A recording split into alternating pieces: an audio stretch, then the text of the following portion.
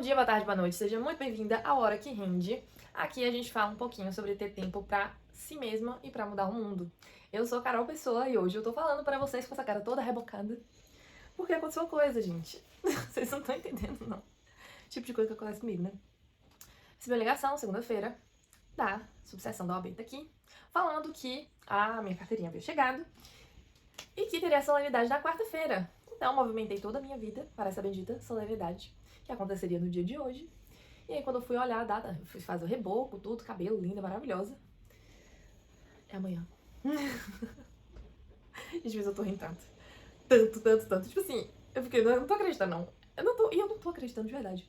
Mas assim, velho, eu tô feliz. Olha que coisa. Ontem eu tava falando nos stories sobre tristeza. E já tem um tempo que eu queria fazer uma reflexão a respeito da tristeza. E é muito doido, porque quando eu tô triste, eu tenho essas reflexões, mas eu não tenho forças pra compartilhar aqui. E aí hoje eu tô super feliz, mesmo tendo acontecido isso, sabe? Tipo, foi um imprevisto, beleza, aconteceu, mas ok, amanhã vai ter, vida que segue. Gastei tempo, gastei dinheiro, ok, essas coisas a gente recupera. Mas, sei lá, a tristeza, ela, pelo menos comigo, ela paralisa, sabe? Eu acho que a gente tenta não sentir. Pelo menos eu fujo bastante dos meus sentimentos quando eu sinto que eu não tô pronta pra senti-los. Tem gente que foge a vida inteira. Eu sempre fujo sabendo que em um momento eu vou ter que encarar. Esse vídeo não tem roteiro, não tem. Não falei nem a respeito do que vai ser, né?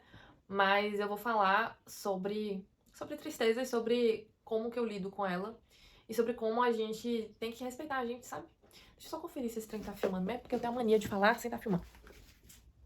Eu tenho um propósito definido. Eu tenho uma família que me ama. Eu tenho o apoio da minha mãe, da minha irmã, dos meus amigos. Eu não sou burra. Então, enfim.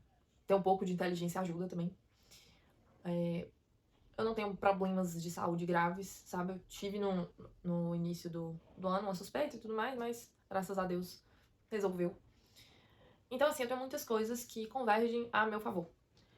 Mas, esses dias eu fui olhar meus stories do ano passado, do início, mais ou menos ali, logo que começou a pandemia, março a maio do ano passado, foi quando eu comecei a botar a cara no sol e falar as coisas, e assim, tinha uma leveza ali, tinha uma tranquilidade, uma, sei lá, uma pureza até, não sei, e uma felicidade que eu não vejo hoje nos meus stories, sabe? Eu sou enérgica, eu falo expansivamente, mas se você comparar, pegar pra comparar, me deu tristeza ver que eu mudei. Eu sei que a gente sempre muda, a gente passa por diversas coisas na vida, e eu quero recuperar essa vontade de viver assim, sabe? Loucamente. Só que é muito difícil, assim, é difícil pra mim falar a respeito disso e abrir tanto coisas da minha vida pessoal aqui, mas até porque tem muita coisa que não tá resolvida, então são temas sensíveis, sabe? Mas já tem um tempo que eu sinto que eu preciso falar, preciso dar uma desabafada, até porque existe um ser humano por trás de tudo que tá posto aqui, de todos os conteúdos, todas as tentativas de compartilhar coisas que podem ajudar de alguma maneira, que é e sempre foi a intenção, sabe? Me ajudar e no processo de me ajudar, ajudar alguém que esteja precisando dessa ajuda. E eu acho que muitas vezes a tristeza não é incorporada nesses assuntos, sabe? Não é sequer considerada. Mas ela é um fator que é muito definitivo pra você conseguir ou não fazer as coisas. É difícil fazer qualquer coisa sendo uma pessoa triste, estando triste. Coisas simples que você faz sem pensar. Você escova os dentes todos os dias, eu espero. Toma banho todos os dias, eu espero também.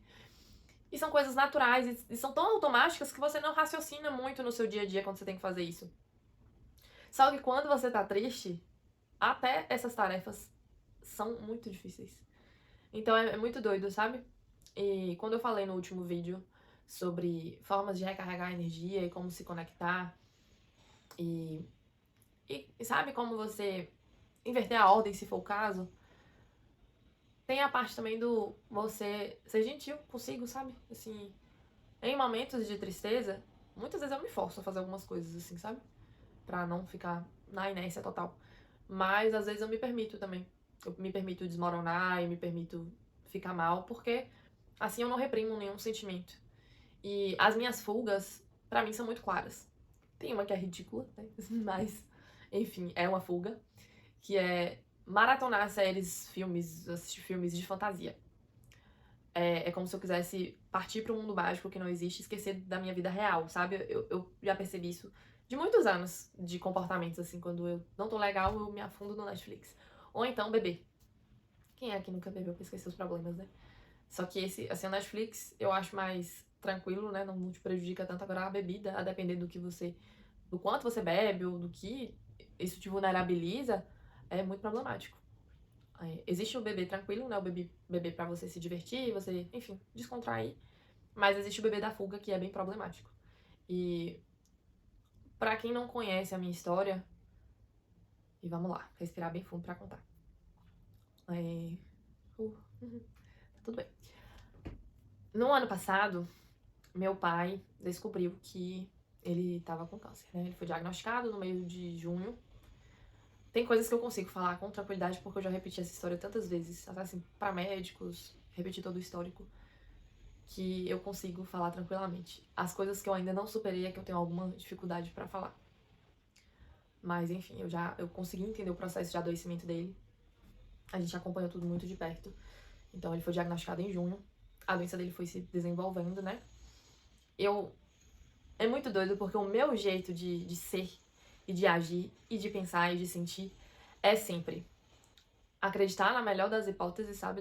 Na melhor das possibilidades, eu sempre acredito. E acreditar também na pessoa até que me provem o contrário. Isso pra mim, assim, é uma coisa muito certa. Podem haver indícios, assim, sabe? Podem haver apontamentos, podem haver suspeitas. Mas enquanto eu não tiver uma prova de que não é, sabe? Não é o que eu tava pensando, eu vou acreditar. Então, assim, isso é meu. E até hoje, mesmo com tantas coisas acontecendo, hoje talvez eu não confie mais tanto, mas eu ainda confio até eu ter uma prova do contrário. Então, quando meu pai foi diagnosticado, primeiro que eu não tinha a menor noção de que era uma doença tão agressiva, e eu acho que mesmo se me dissessem, falassem assim, olha, é uma doença muito agressiva, se prepara, eu não ia acreditar. Eu ia acreditar que ele ia vencer isso, sabe? Eu não conseguiria ser diferente, eu não conseguiria ver a pior hipótese. Meu pai já foi queimado vivo. Óbvio que ele foi queimado vivo, né? Que ele tava vivo, mas enfim. Ele virou uma tocha humana num churrasco. Enfim, foi um acidente doméstico. Ele foi queimado, queimou o corpo todo dele. E ele se recuperou, que não ficaram marcas, gente. Não ficou marcas, sabe o que é isso? Meu pai já teve sepsis, já teve infecção generalizada no hospital, já ficou 3 meses numa UTI. Pera lá. Enfim. Então, assim, quando a médica veio falar que ia fazer uma quimioterapia e tudo mais. Primeiro, na verdade, a gente começou o tratamento pensando que eram abscessos hepáticos. E aí, nessa hipótese, ele tava morrendo de medo de ser câncer. A gente tinha perdido. Ele tinha perdido a irmã dele, né? E eu, minha tia, poucos dias antes, 2 semanas antes pro câncer. E ele morria de medo, morria de medo, morria de medo, morria de medo. Só que assim, né? Eu sempre naquela. Acho que até ingenuidade, sabe? Naquele otimismo. Acho que ele até se irritava comigo pelo meu otimismo, sabe? Eu falava assim: não, pai, não vai ser, não vai ser, não vai ser, não vai ser. Vamos deixar pra gente ficar preocupado quando for mesmo. Não fica pensando nisso, não. Pensa em se alimentar, sabe? Eu falava desse jeito com ele. E aí a gente foi na patologista. E aí, quando ela falou que era um abscesso, assim, chega, deu um alívio, sabe? Eu fiquei, nossa, graças a Deus, ele ficou aliviado também. Pelo clínico, enfim, não, o diagnóstico não indicava pra isso, ou então ela queria, eu não sei ainda, né? Ou então ela queria ir por esse caminho, porque poderia realmente ser, antes de entrar já com a verdade dura de que era o câncer.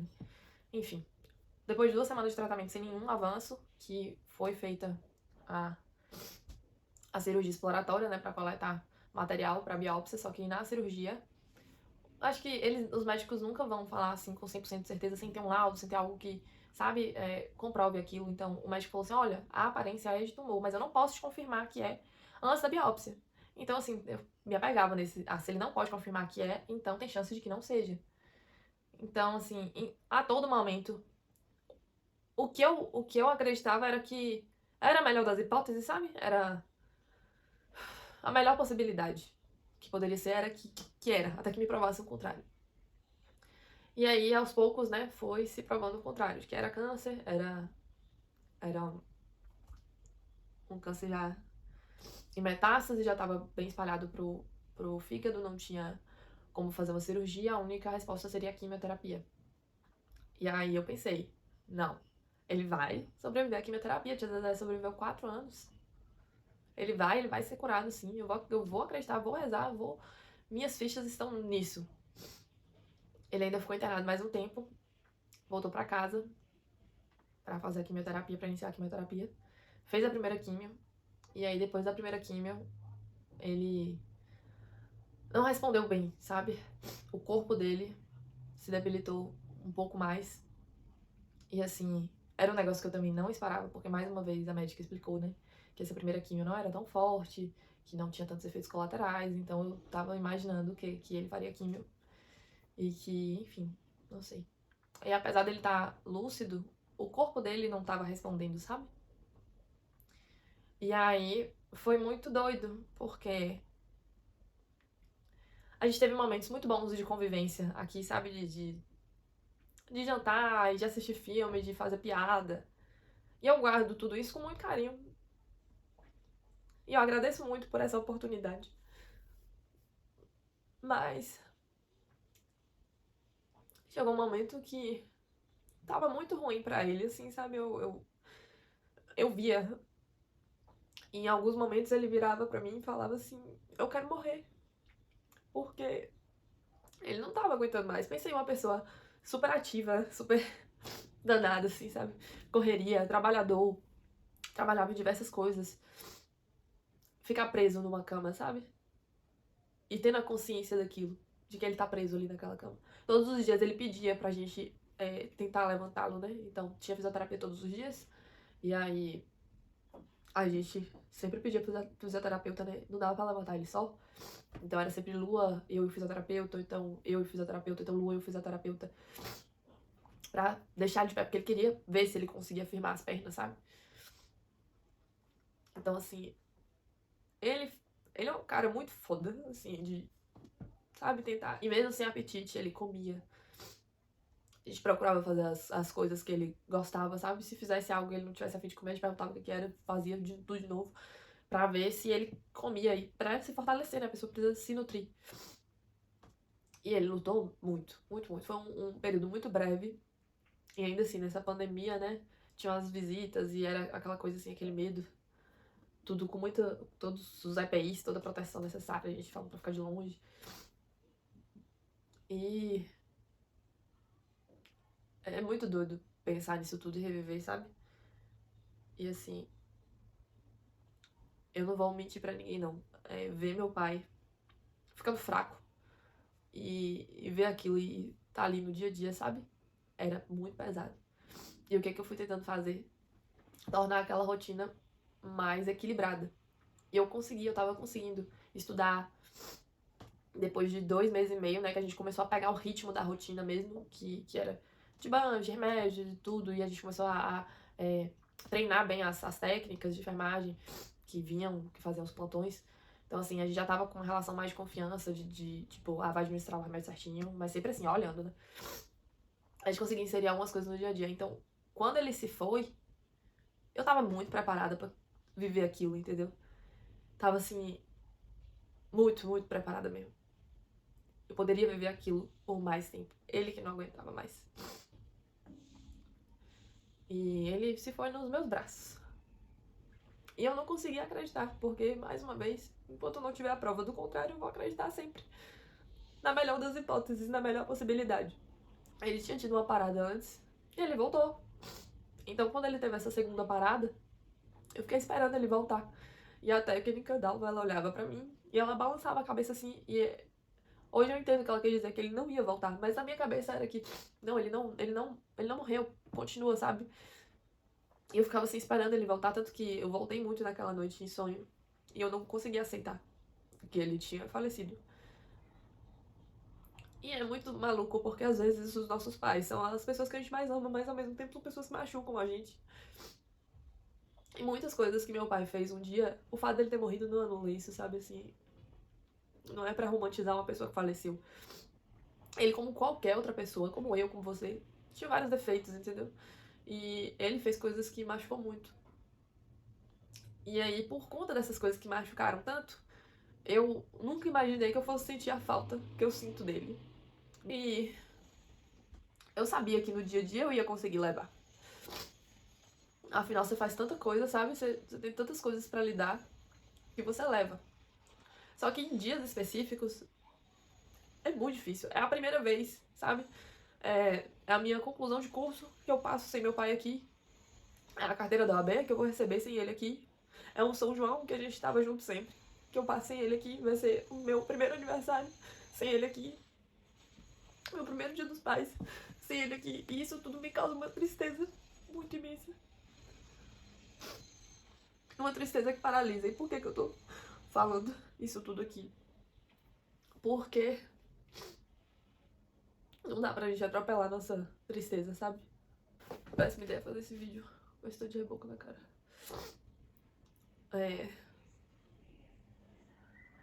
Eu falei em outro vídeo também que tinham coisas da minha vida, né, que me arrasaram.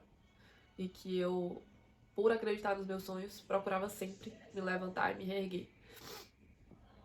Essa semana que passou, sei lá, acho que foram vários gatilhos assim pra mim, sabe? E aí eu não dei conta ainda. Na sexta não tive a terapia. Aí que eu não dei conta mesmo. Sem contar que existem milhares de processos envolvendo o pai que, tipo, eu estando envolvida ali, vendo aquilo ali todo dia machuca demais. Mas é a vida, né?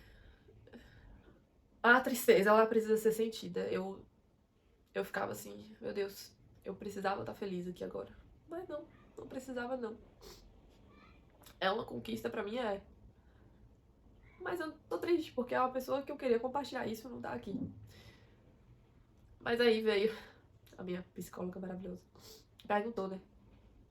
O que você faria se ele estivesse aqui? E aí eu imaginei ele estando aqui, né? Eu ia me arrumar, a gente ia ficar bonita, ele vinha pra cá, a gente ia almoçar depois. Então eu fui fazer tudo como se ele estivesse aqui. E eu preciso muito agradecer ao universo por essa resposta. Porque eu preciso viver como se ele estivesse aqui. Não fingindo, mas sentindo que de onde quer que ele esteja, ele tem orgulho de mim, sabe? Que ele sabe quem eu sou, ele sabe meu coração. Ele sabe, ele me conhece. Pra que ele possa estar feliz e que ele consiga, de onde quer que ele esteja, se realizar com as minhas realizações, porque eu vou me sentir assim. Não é fácil, não superei, tipo, hoje eu acordei feliz. E eu fiquei muito feliz por isso. Por ter acordado feliz. Então, hoje, quando eu descobri que, bem, não era hoje que eu ia receber a carteirinha, que tô aqui toda montada, entendeu? Eu ri, velho, eu fiquei, tipo assim, rindo de nervoso, mas assim, poxa, eu tô feliz, entendeu? Quer coisa mais importante que isso? Tá, beleza, é amanhã. Ok, ok, tudo bem. Mas, conclusão do vídeo. Eu sei que um dia a saudade vai deixar de doer tanto, vai ser só saudade. Hoje ainda tá muito recente, então eu sei que eu vou ter esses momentos de tristeza. E se eu precisar fugir também, eu vou respeitar a minha necessidade de fugir. Porque é o que a terapia fala também, né? Se eu tô fugindo é porque eu tô me sentindo em risco. Então, se eu tô vendo um perigo ali, eu não vou ficar parada. Tô fugindo e aí em um momento eu vou ser forte o suficiente pra encarar. Foi assim nos primeiros meses. Aí veio dezembro, eu dei uma fortalecida legal. Janeiro também tava bem, fevereiro tava bem, março, vários gatilhos, várias coisas assim que realmente não dava pra ficar tão forte. E aí agora tudo isso que é meio que em sequência, sabe? São João, que é uma coisa muito dele pra mim, assim, é muito ele. Aí agora esse momento da OAB, né? Finalmente virando advogada. E eu enrolei muito pra mandar os documentos, porque eu acho que eu tava com medo dessa sensação, eu tava com medo de sentir o que eu senti na conclusão. Mas eu falei assim, velho, vou logo, porque, enfim, tem até prazo, né? Vai ter meu aniversário, eu tô com medo do meu aniversário. Mas ela precisa ser sentida, velho. Então, assim, sinta. Respeita seu coração, seu tempo. Mas tenta procurar sair disso. Não remoer, não afundar, não fugir por muito tempo. Foge, mas foge se fortalecendo, sabe? Não foge achando que a fuga vai ser eterna. Foge sabendo que um momento você vai encarar e que você tá fazendo de tudo pra ser mais forte. E esse vídeo todo aqui, pode falar assim, não tem muito a ver com produtividade, com tempo, mas tem, velho. Tem. Você é um conjunto de várias complexidades. Você não é um ser simples. Tem muitas variáveis aí na sua vida. Relações familiares, relações amorosas, sua saúde, seus pensamentos, sua energia, tudo forma quem você é. Assim como sua felicidade e a sua tristeza. Você feliz, você consegue fazer muito mais. Então, não é se obrigar a ser feliz. É respeitar seus sentimentos, todos são importantes. E tentar encontrar sempre maneiras de você entender e enfrentar o que você precisar enfrentar. E no que eu puder ajudar aqui para te dar uma palavra de conforto e de carinho, porque é o que eu tento fazer por mim. Eu sou uma pessoa que me cobro muito, mas eu volto atrás, sabe? Eu falo assim, nossa, velho, eu não podia estar triste, eu tinha que estar produzindo. Só que ao mesmo tempo eu falo, velho, é o que eu tô sentindo agora. Respeita um pouquinho, sabe? Enfim, um vídeo sem roteiro, sem nem esse documento. Queria aproveitar a maquiagem, quase arraso com a maquiagem aqui. E eu nem sei se eu vou botar isso tudo aí no ar, se eu vou cortar algumas partes, porque é bem íntimo.